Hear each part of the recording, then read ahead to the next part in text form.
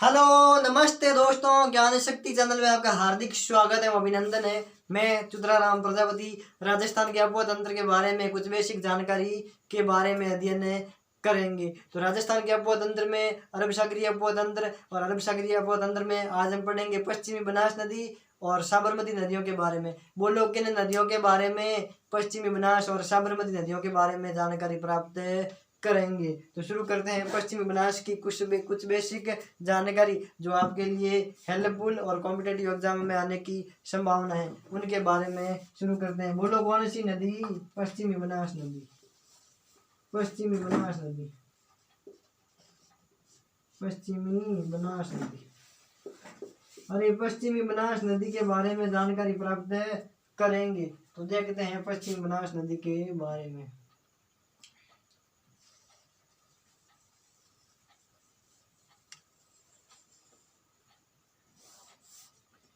अरे कौन सी नदी?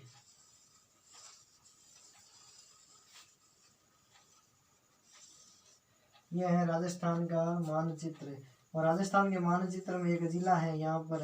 अरे बोलो कौन सा जिला? सिरोही जिला। और सिरोही जिले से पश्चिमी नदी में एक गांव है यहाँ पर, और ये गांव कौन सा? नया सानवारा।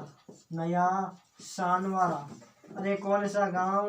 नया सानवारा गांव से किसका उद्गम है? बोलो किसका?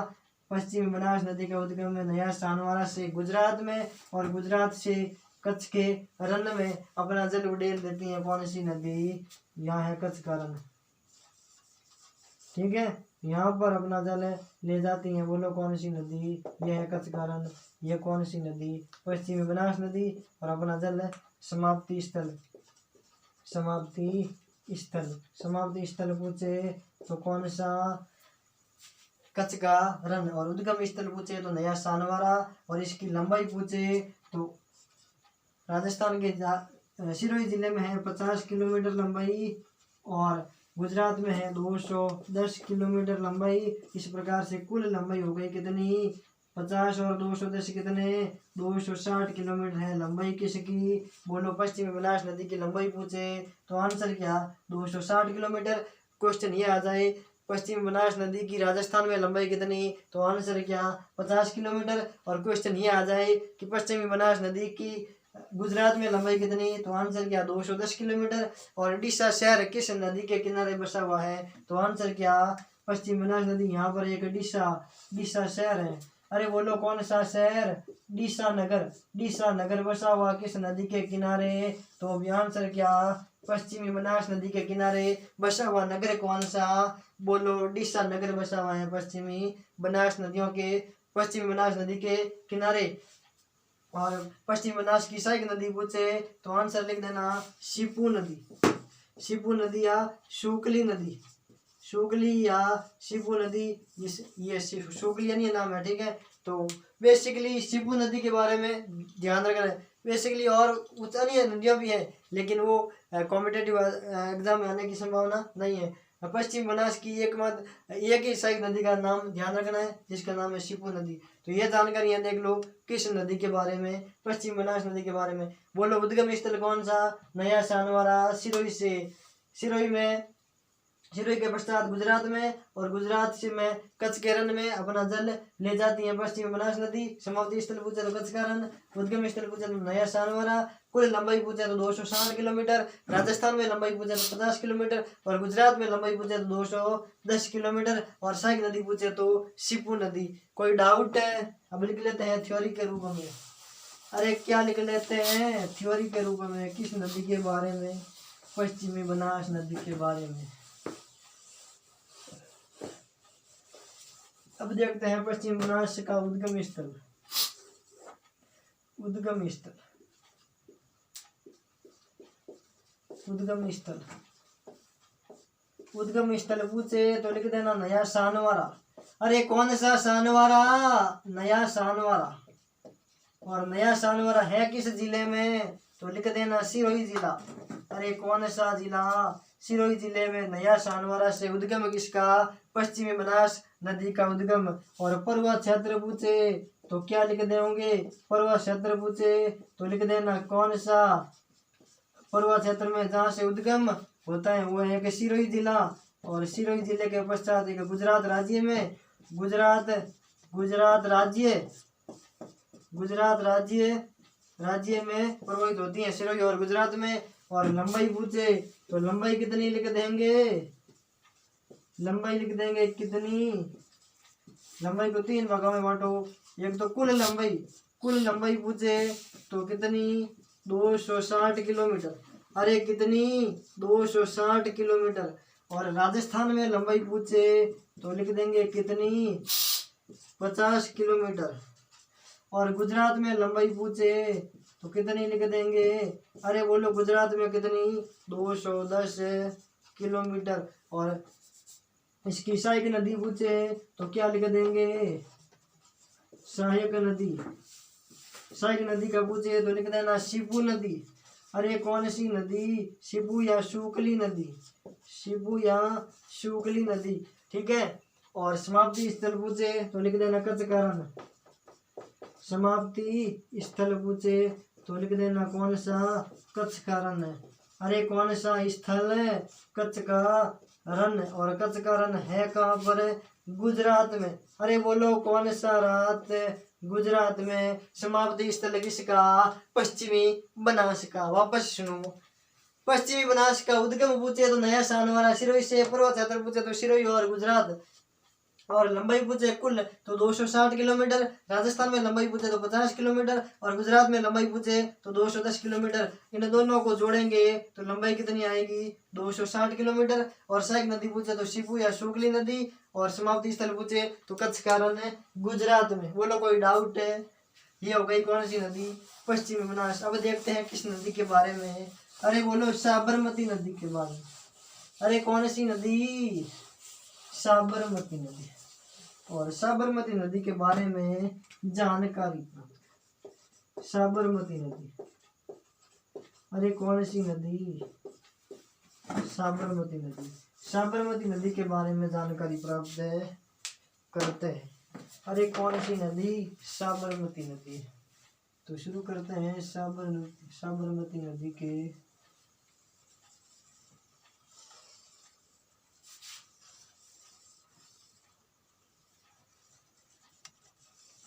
यह है राजस्थान का मानचित्र। और राजस्थान के मानचित्र में एक जिला कौन सा, बोलो उदयपुर जिले में यहाँ पर है कोटड़ा की पहाड़ियों, कोटड़ा या कोटड़ा तहसील उदयपुर से उद्गम होता किस नदी का, साबरमती नदी का। साबरमती नदी इस प्रकार से आगे प्रवाहित होकर गिर कहाँ जाती है, अपना जल कहाँ ले जाती है, यहाँ पर है खंबात की खाड़ी। अरे बोलो कौन सी खाड़ी, खंबात की खाड़ी, खंबात की खाड़ी। विशेष रूप से ध्यान रखना, लूनी व पश्चिम बनास नदी अपना जल ले जाती कहाँ पर, कच्छ के रण में। लेकिन साबरमती और माही नदी अपना जल कहाँ ले जाती हैं, खंबात की खाड़ी में। कोटला या कोटड़ी तहसील उदयपुर से उद्गम किसका, साबरमती नदी का। और साबरमती नदी की लंबाई पूछे तो राजस्थान में लंबाई है उदयपुर में कितनी, 48 किलोमीटर। अरे कितनी, 48 किलोमीटर। और गुजरात में पूछे तो 323 किलोमीटर है लंबाई किसकी, बोलो किसकी, साबरमती नदी की। और उदयपुर से लगाकर खंबात की खाड़ी तक लंबाई कितनी कुल है, बोलो 371 किलोमीटर, ठीक है। राजस्थान में पूछे तो 48 किलोमीटर और गुजरात में पूछे तो 323 किलोमीटर। और राजस्थान और गुजरात की सीमा ये लंबाई मिलाएंगे तो आंसर क्या आएगा, 371 किलोमीटर, ठीक है। वापस सुनो, साबरमती नदी का उद्गम कोटड़ी उदयपुर से, कोटला या कोटड़ी उदयपुर से, ठीक है। प्रवाह क्षेत्र उदयपुर और गुजरात। उदयपुर में प्रवाह है 48 किलोमीटर और गुजरात में प्रवाह है 323 किलोमीटर। और कुल लंबाई पूछे तो कितनी, 371 किलोमीटर। और अपना जल विसर्जित कहाँ करती हैं, तो खंबात की खाड़ी में। और खंबात की खाड़ी है कहाँ पर, गुजरात में। गुजरात में अरब सागर से जुड़ी हुई है कौन सी, खंबात की खाड़ी। तो ये कौन सी नदी, साबरमती नदी। इसके बारे में हम लिखेंगे थ्योरी के रूप में। अरे किसके रूप में, थ्योरी के रूप में लिखेंगे। किस नदी के बारे में, बोलो साबरमती नदी के बारे में। अरे बोलो किस नदी के बारे में? साबरमती नदी के बारे में। तो लिखते हैं साबरमती नदी का उद्गम स्थल। अरे कैसा स्थल है? उद्गम स्थल। उद्गम स्थल किसे कहते हैं? जिस स्थान से किसी नदी का अपना जल ले जाना शुरू करते हैं, उद्गम, जहाँ से नदी का प्रवाह शुरू होता है वो होता है उद्गम स्थल। और उद्गम स्थल है कोटड़ा तहसील। अरे कोटड़ा तहसील, और कोटड़ा है कहाँ पर? उदयपुर में। अरे किस जिले में? उदयपुर। कोटड़ा से उद्गम किसका? साबरमती नदी का। देखते हैं पर्वत क्षेत्र। पर्वत क्षेत्र। पर्वत क्षेत्र पूछे तो लिख देना कौन सा जिला? उदयपुर। और उदयपुर है कहाँ पर? राजस्थान में। उदयपुर राजस्थान। और गुजरात। अरे कौन सा रात? बोलो गुजरात। इन दो राज्यों में प्रभावित होती हैं, तो आंसर क्या? राजस्थान और गुजरात में प्रभावित होती है। राजस्थान के उदयपुर जिला और गुजरात में प्रभावित होती है कौन सी नदी? साबरमती नदी। अब देखते हैं लंबाई। अरे साबरमती नदी की लंबाई पूछे तो क्या लिखेंगे? साबरमती नदी की लंबाई कुल पूछे तो 371 किलोमीटर कुल लंबाई। ये तो हो गई कुल लंबाई। अरे कैसी लंबाई? कुल लंबाई पूछे तो 371 किलोमीटर। और राजस्थान में पूछे तो 48 किलोमीटर।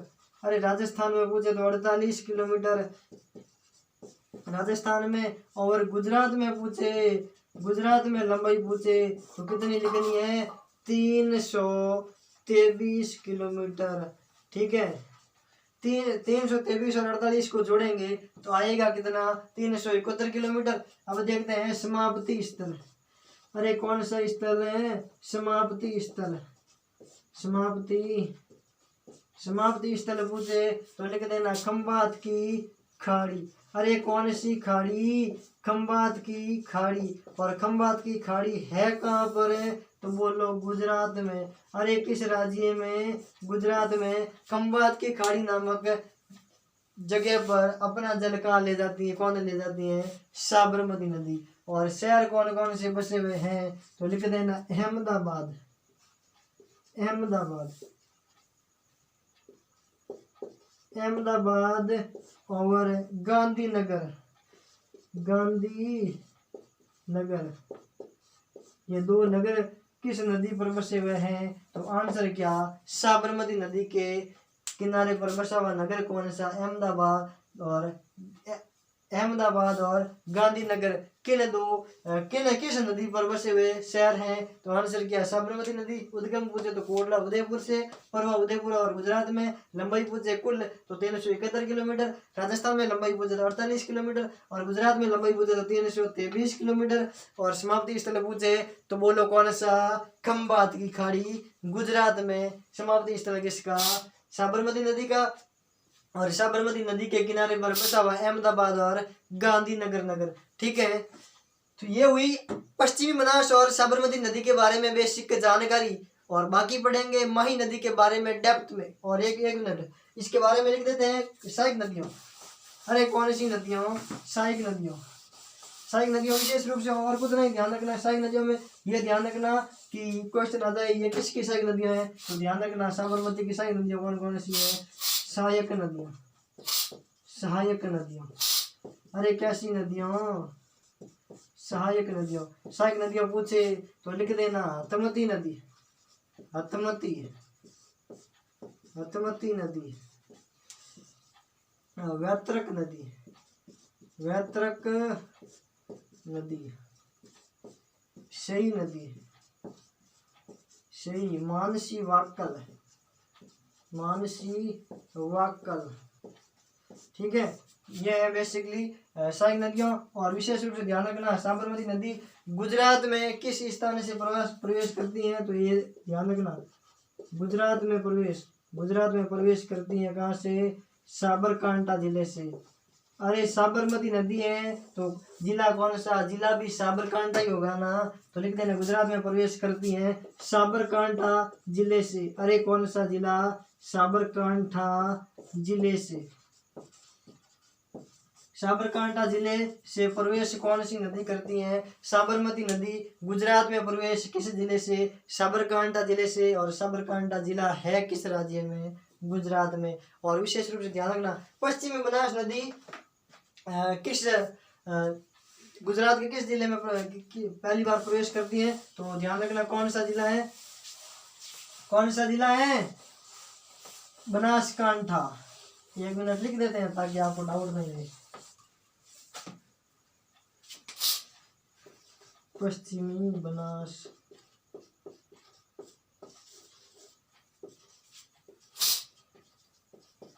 गुजरात में प्रवेश, गुजरात में प्रवेश किस जिले से? बनास है तो बनासकांठा, बनासकांठा जिले से प्रवेश, जिले से गुजरात में प्रवेश, गुजरात में प्रवेश। कोई डाउट? पश्चिमी बनास नदी गुजरात में प्रवेश करती है बनासकांठा जिले से। विशेष रूप से सुनो वापस, पश्चिमी बनास है तो बनासकांठा जिला, और साबरमती है तो साबरकांठा जिले से प्रवेश करती है गुजरात में। और विशेष रूप से ध्यान रखना। तो आज हम पढ़ेंगे इतना ही। इसमें पश्चिमी बनास और साबरमती नदियों के बारे में वो सभी जानकारी हमने अध्ययन कर ली जो कॉम्पिटिटिव एग्जाम में आने की संभावना है। तो बने रहिए ज्ञान शक्ति चैनल पर। ज्ञान शक्ति चैनल को सब्सक्राइब करें, लाइक करें, बेल आइकन दबाएं। मिलते हैं अगले वीडियो में। राम शाह पीर की जय के साथ में करते हैं वीडियो का अंत। बोलो राम शाह पीर की जय हो।